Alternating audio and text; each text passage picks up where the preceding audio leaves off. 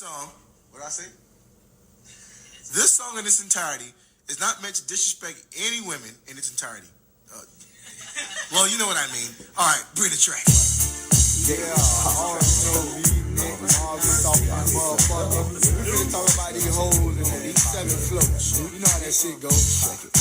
If your hoe only know that she was getting fucked on the 7th floor.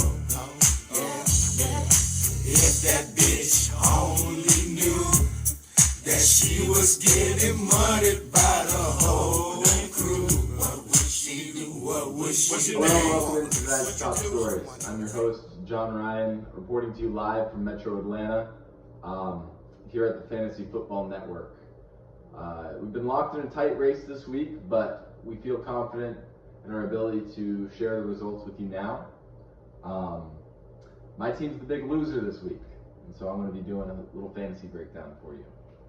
We'll get right in with tonight's top stories. All right, sorry if this is rushed, guys. I spent all my time on the video, on the intro, but we're going to go ahead and get into some matchups here. We're going to start with the most lopsided of the night. Obviously, that was me versus the 7th floor crew. Top point scorer of the week, bottom point scorer of the week. And we're going to kind of break down why that happened. Here we got Josh Allen doing his job. The rest of my team doing kind of terrible. But then we had those 2 shocking injuries on basically the first play of both their games for A.J. Brown and Chris Olave. Really put me out of contention early on. It was a pretty shitty time watching the fantasy this week. And then, God damn it, we got the 7th floor crew just dropping bomb after bomb on me here. It was Saquon doing the fucking hurdle shit. It was Zay Flowers just kind of dogging me out of nowhere. Mike Gesicki put up 27. I was already beat at that point, but he put up 27. Devontae was out most of the game. Dropped fucking 23 anyway. This was really shitty. This was shitty to watch. Shitty to be a part of. Hopefully I do better next week. I don't think I will. Half my team is fucking gone. So we're just going to move on. No need to dwell. Next matchup. All right, for our next matchup tonight, we have Bijan Al-Gaib versus whatever the fuck Luke's name is. And this was really a shocker. I really expected Austin to blow him out of the water here. I think we all did. Even Sleeper did, if we look at the point projections. Bijan Al-Gaib was projected 130 to 107. And, you know, he put up 117. I think that's about league average. But, yeah, Luke Jarrett just absolutely dogged him here with his shitty team. You know, Chuba putting up 21. Derrick Henry obviously always contributing. Patrick Mahomes with a little bounce back week. Coker's never going to get it done for you, but, you know, down the line, the rest of his team really did. Tillman put in a surprise week. We got Kelsey contributing again. A-Chain, you know, really Luke's, I'd say, best player coming in clutch here. And a lot of underperforming from, you know, the studs on Austin's team. So that's something to watch in the future. Never count yourself out. Always believe. And yeah, Luke really proved that tonight. Jamar Chase underperforming. CeeDee Lamb putting up 16. It's under his projection. You know, no big weeks from his guys. And, you know, if you don't put up big weeks, then you don't really win the matchups. You know, Bijan Robinson, had a good showing, put up 21 points, but it just, in the end, was not nearly enough. So we'll go on to the next matchup. All right, we got Chase Browns versus Team Mondanathon. And yeah, no surprise here, Josh won it. You know, when you overpay for your team, you know, you get a little bit of what you pay for. And here we have Josh, winning. You know, his team did very well. Put up 154, third best score of the week. Lamar Jackson, Chase Brown, you know, coming into his own. Kamara getting the last little juice you can out of him. You know, not not a bad week for Josh in all. The big shocker, or I guess the underperformance, comes in Tyreek Hill, who he traded his whole team for. And that doesn't feel good, but he won this week. And if he continues to keep winning, it might be worth it in the end if he wins a championship. A lot of hurdles to get there, but, I'm not even going to spend much time on Mondi. His team just kind of did, put up 115. They all put up like 14 points. There's not much to say there. Just kind of a midweek, going on. Next, we got the Cotton Pickers versus Raro Seminoles. And we'll break down this matchup.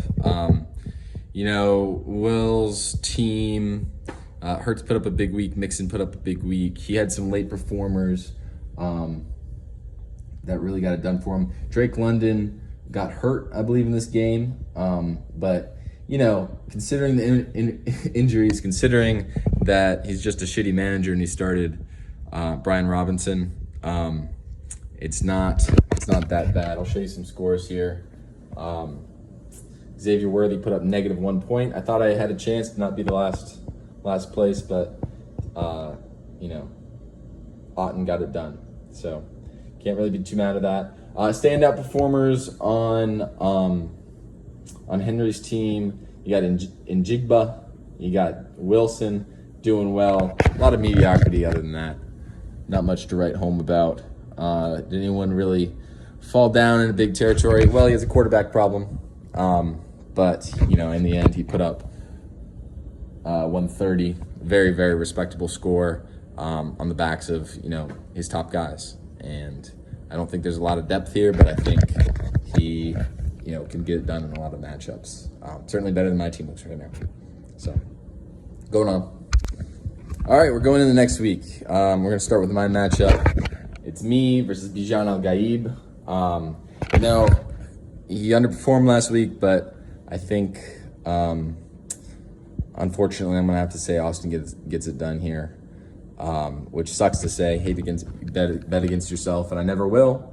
But a lot of injuries on my team right now, and I think we're a little thin where it counts. My bench is deep for this kind of league, but I don't really have any studs to anchor it right now with AJ Brown. Well, he's expected to play, so maybe that gives me some shot, some outside chance here. But again, Higgins down, Olave down. That's a lot of my receiving core and a lot of buys this week. So unfortunately, I think it's going to be a return to form week for Austin here. I think he's going to put up some good numbers here with a lot of studs on his team, and any one of those guys can go off at any time. So, hate to give that analysis, but that's what I think. This is what the matchup was looking at. Projected, Sleeper agrees with me. It's going to be 109 versus 127 here. And yeah, we're going to move on. Hate to say that. Going into the matchup between Luke and the 7th Floor crew, Henry Ryan. I think I'm going to give this one to Henry Ryan. I think Luke has some studs on his team. He's got some people that could potentially, do really well for him. He's got Derrick Henry. He's got A-Chain, some good running backs. But in the end, I don't think he gets it done here. I think we see some quieter weeks from some of the people that have been contributing for him. And I just think, with Kittle back, with maybe Nico Collins, with Saquon, I think just all in all, we see a better team out of Henry Ryan this week. I think he takes it. Next, we're going to have Mondi versus the Raro Seminoles. And, against sleeper projections, I know it's really close on the projections. I think Henry takes it this week. I think, he's got a quarterback problem, obviously, but I think his other position players, and especially those studs that can go off at any time. Garrett Wilson, I think, has a lot of upside. I haven't really looked at particular matchups. But I think his team end of the day, is just better than Mondi's, and I think he's going to take this one. Malik Neighbors, I mean, I don't know what to expect from him this week, but we'll keep going.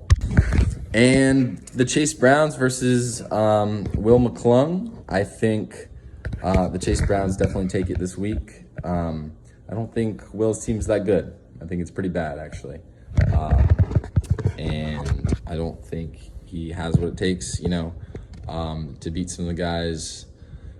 I think Josh definitely has some advantages in some of the lineups. Again, Justin Jefferson, you can always expect a reliable week from him, but I'm not exactly sure that Will get it done down the rest of the lineup. Now, D-Hop was very good last week.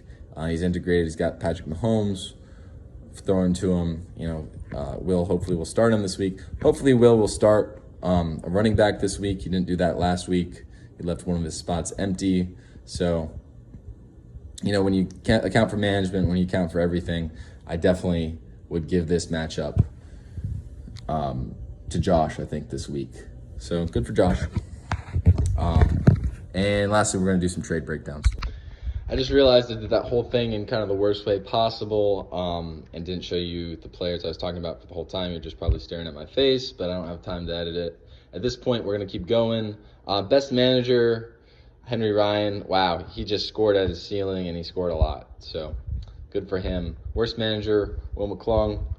He didn't start one of his, again, I don't want to belabor the point, but he didn't start one of his players, or he started someone that was injured. Just shitty management. Biggest blowout, we've covered this. I got railed this week. Narrow victory. We had a good close matchup between Henry Haywood and Will McClung. Again, when you see the highest score and the lowest score in the same matchup, that's always tough.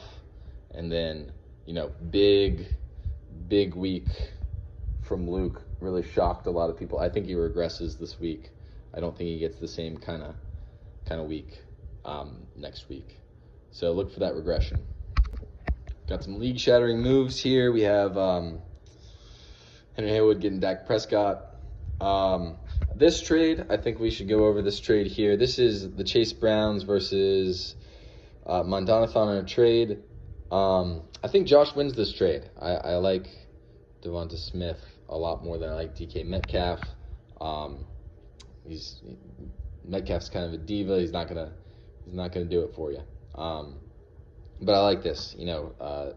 Josh trying to make moves to get back in this. Build up his dynasty ability, taking advantage of the homer pick.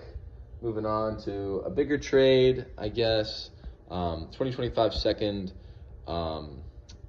probably a low end 2025 second and 2025 third. For Aaron Jones. I don't hate giving up low grade second round picks for players that you believe in. So good going, Haywood. All right, that about covers it for this week. Video got kind of shitty at the end there, but you get the point. And good luck to everybody this week.